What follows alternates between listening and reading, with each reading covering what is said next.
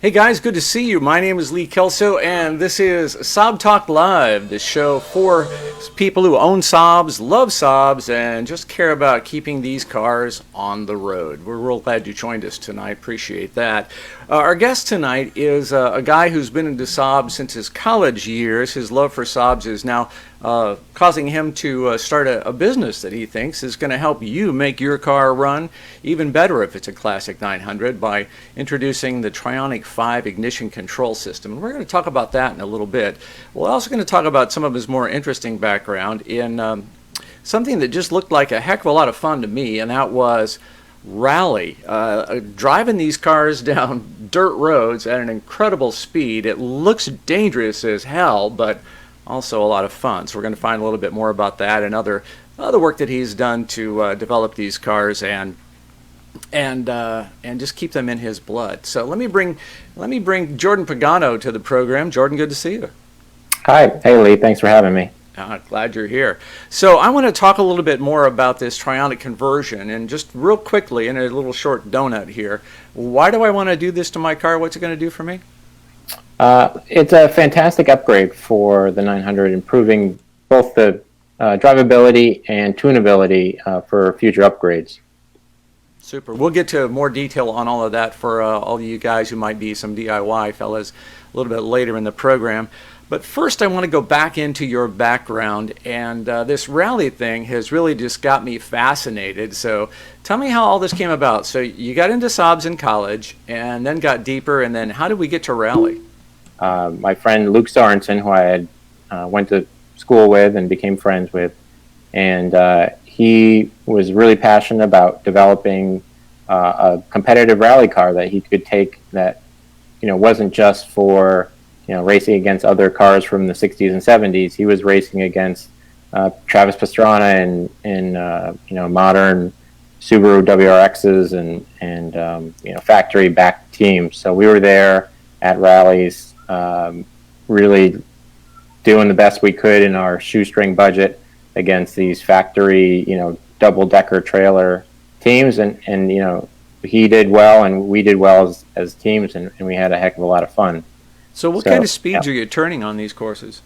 You could go upwards of 70, 80 miles an hour on these very, very back rough boulder tree ridden sort of, essentially they're closed logging roads. They had one that like a Boy Scout camp. They're public roads, but they just they close them down for the events, and they're a few miles long, and then they transit back and forth. These roads are actually public roads, so the cars that drive on them have to be registered. Wow. Like I said, It looks like a lot of fun, but just scary as hell. What'd you have to do to modify these cars? Any suspension changes necessary? The great thing about SAAB and sort of the pedigree that they had was that you could really start off, and a lot of other SAAB 900 teams would start off with really not that much modification necessary.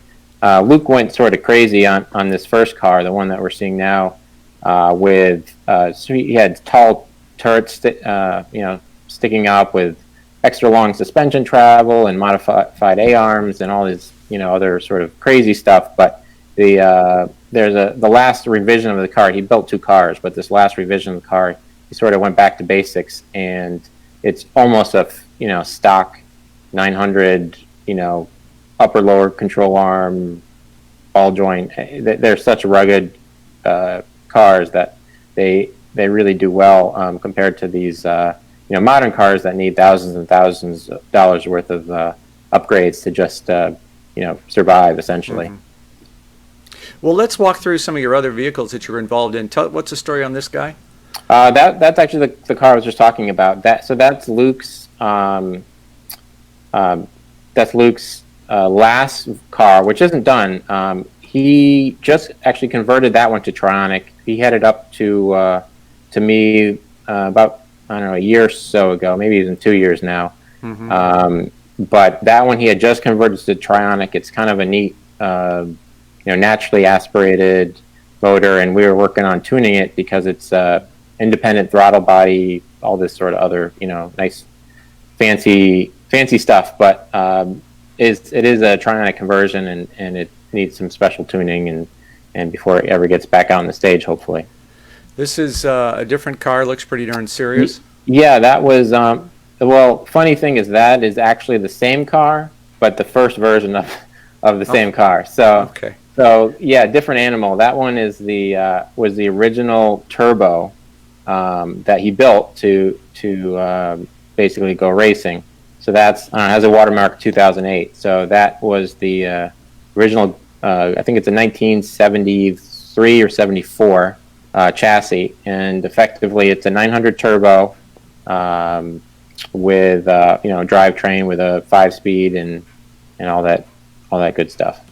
This we've got a question that just came in from Gary asking, do they need frame improvements, or are you just adding a roll cage to get a car ready for this kind of competition? Yeah, they do for stage rally. Roll cages are required, and they have to be welded in, and there are very strict sort of qualifications that they all have to pass. Certain bars that have to be in there. And other than that, structurally, usually go through the suspension and sort of reinforce some parts. Reinforcing the lower control arms is a page out of the factory Sport and Rally handbook. So the Sport and Rally catalog effectively sold all these parts that you needed to upgrade your SAAB to actually compete in rally, as they had their own factory rally cars. And then you migrated away from rally into a different sort of event, and I just understood it to be like an autocross, except here you are with a bunch of guys and you're doing it in the dirt, right? Yeah, so this is sort of, we called this the SAAB mob, where we kind of crash a rallycross, where this is, so the basically rally car, group of us who would go surrounded by this.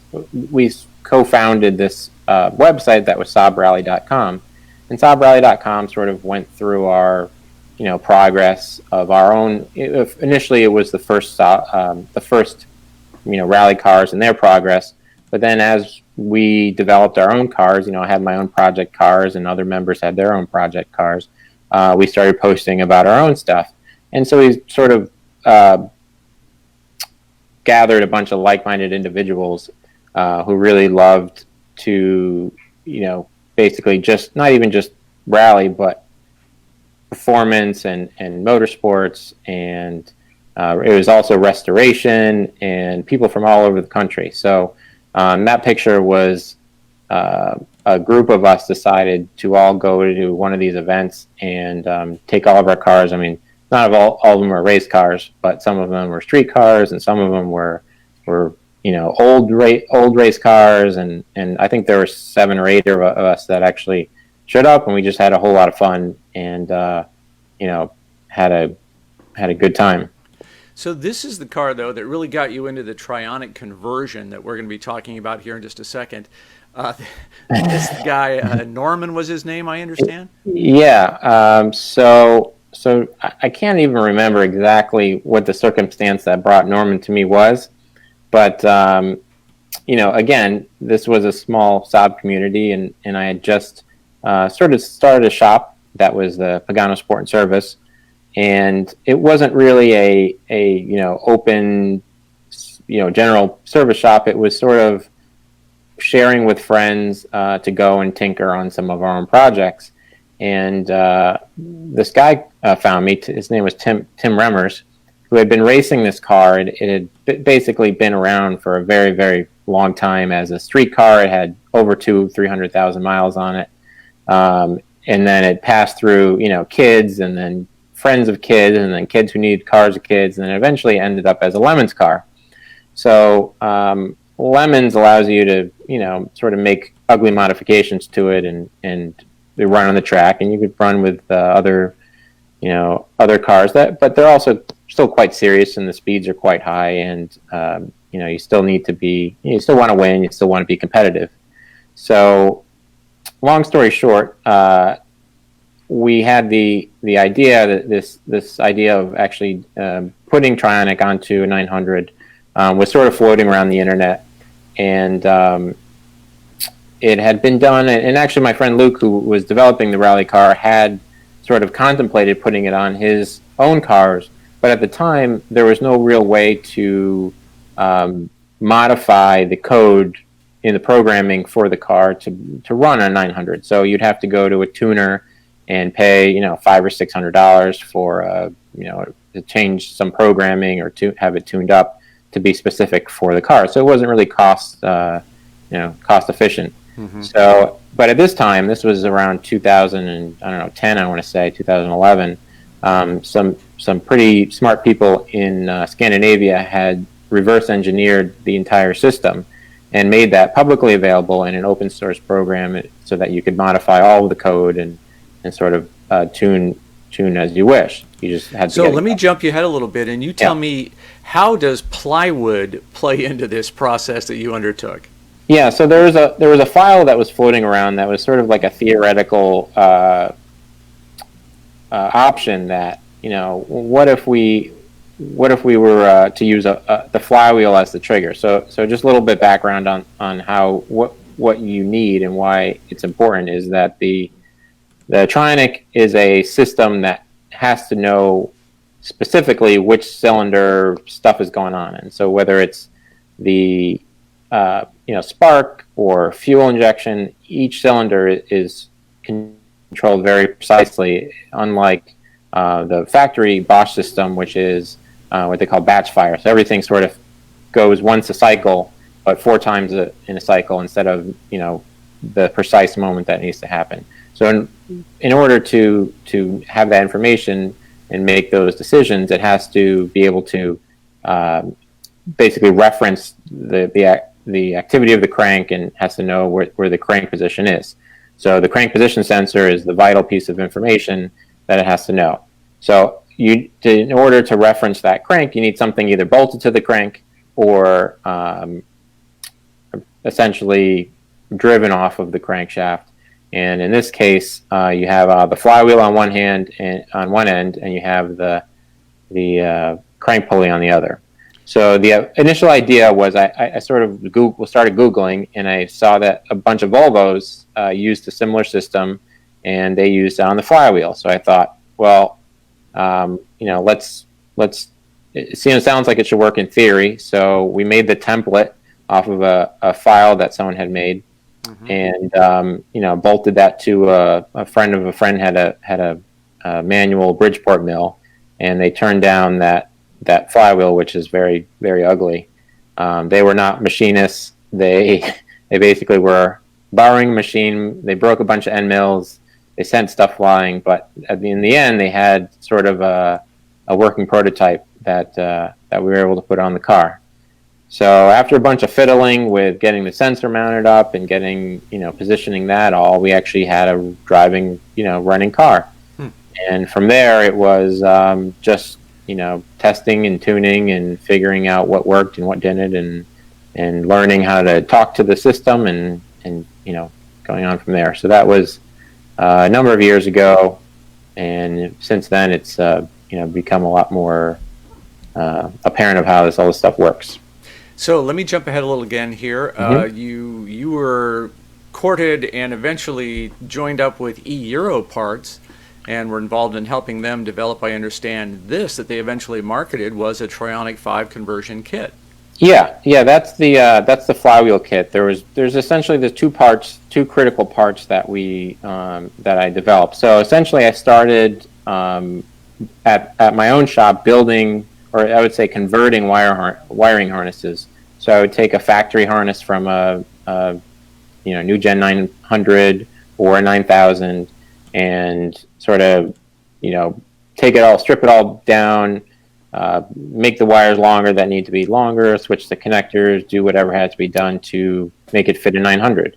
And, that was a messy, lengthy process. And, but I sort of learned a lot doing it, and my own experience, prior to that, building wiring harness for some of the race cars sort of gave me that edge on what to do, what materials to use, and how it all worked together. So that's what we're looking at right now is a wiring harness. Is that correct? For how this is all going to come together? Yeah, this image is actually my first sort of attempts at looking at, okay, well, on the left we have I believe that's a 9,000 wire harness, and the one all the way on the right I think is an NG 900 or a 9.3, and the one in the middle is a LH, the factory 900 harness. So I was trying to lay them all out and see sort of where stuff landed, so I had to move them. So when I started with the Euro parts, I was in charge of the basically new product development, which meant not only adding, your standard parts to the catalog, make sure we have the Saab and Volvo and BMW parts that were new and up and coming, but also to develop new products and sort of add some different things that nobody else offered. Mm-hmm. So I sort of brought the development that I was working on in Trionic and thought, had to make something that was marketable, make something that we could sell as a complete product. So that started the flywheel kit and the wire harness kit. So now that set the stage for where you're at today. You're mm-hmm. starting a company to develop these kits based on the experience that you built through all that racing and at Euro, and now you've got a mill, you've got a CNC mill, and you're going to start cutting flywheels and making the wire harnesses and doing all this yourself, right? Yeah. So I mean, I did most of the development, and I built them. I started off building them all at Euro when I was there, and then we eventually found a production guy because I couldn't really keep up with that and the rest of my day job, but. Effectively, those two components, the wire harness and the flywheel, are really the critical parts to get the conversion done. The other things you can piece together, even the wire harness. A lot of people piece together their own. They don't mind staring at wiring diagrams and soldering and crimping, and nothing wrong with that either. But what I really sort of came to understand was that people will gladly pay for a good quality product that they can drop in their car and get the results that they want without necessarily going through all the labor and intensity of figuring it all out. That's exactly where I'm at, brother. I'd much rather write the check and improve the chances that it's going to be a good positive outcome than having me do it. That's for sure. So when you do this Trionic 5 conversion, you're eliminating some components. So the sharp people among you who are watching here are going to notice there's some stuff missing from this engine bay. Notably, the distributor is gone. Yeah. So that's this is the engine bay of that was our 900 race car that at Euro Parts, and it's a long list of components, but essentially it's the distributor, the ignition wires, the cap rotor coil, the air mass meter. Let's see what else you got there. I would say there's a laundry list of things that you're actually get rid of to actually clean. The entire boost control system, the APC system, is replaced with the Trionic, valve, and so all the little components that generally fail on the APC system go away. So I think it really simplifies by taking out a lot of the redundancy needed. The point I really wanted to make about Trionic was that it's three systems. It's fuel injection, boost control, and ignition, mm-hmm. all centrally controlled by one computer, and the ability for that computer to monitor and to talk and to adapt to all three systems means that individually, as an individual system, they can kind of talk to each other, but they don't really react the same way. So just a much more modern engine management system that we're accustomed to today. So how does that feel for me in drivability and maybe performance, fuel economy, all that stuff? Drivability is it's the hardest to classify, but it's the biggest. It's the thing that people say, oh well, it becomes much more drivable, but what does that mean? And all I can tell you is that you effectively get, it's a much more pleasurable experience. You get more low end torque, you get faster turbo, spool up, you get your all around driving is a little bit more responsive, and effectively that has to do with the ability for Trionic to control the ignition system in a much more modern way, and that among everything else. But it's effectively just the next level of engine management and fuel injection. Well, you've set the hook on I think at least one person in the audience. Kelly Connolly is asking, how much is this all going to cost, Jordan? How big a check am I going to write to get this done? Well, it's a complicated answer, I should say. The pricing that Euro had for the components, I would say, is not effectively the two pieces, the two critical pieces, the custom wiring harness and the flywheel. Those are each $500. The wire harness is probably going to stay around the same price. The flywheel, because I'm able to produce them myself, I can go back to having multiple options. So you can go with everything, the lightened performance flywheel, or you can go with a more standard factory factory one, but with the provisions for Trionic pickup. And I know your website's not quite complete. I don't know that you're ready into production yet, but the address is right there on the screen. People can find you there, and you're also all over the SAAB 900 Facebook group. So if people want to message you there, they can find you there as well, right? That's really what I'd like to focus on, and try to get as much information and sort of out there, spread the word as much as possible. Well, it looks like there is a bit of a learning curve associated with it, but I've never driven a car with a Trionic, at least a 900, obviously converted. Mm-hmm. That it'd be interesting to see the difference. You've put a lot of heart and passion into it, so obviously it makes a big difference in these cars, right? Yeah, for sure. It's I would say it's definitely the biggest modification you can do, and what it will allow you to do is support the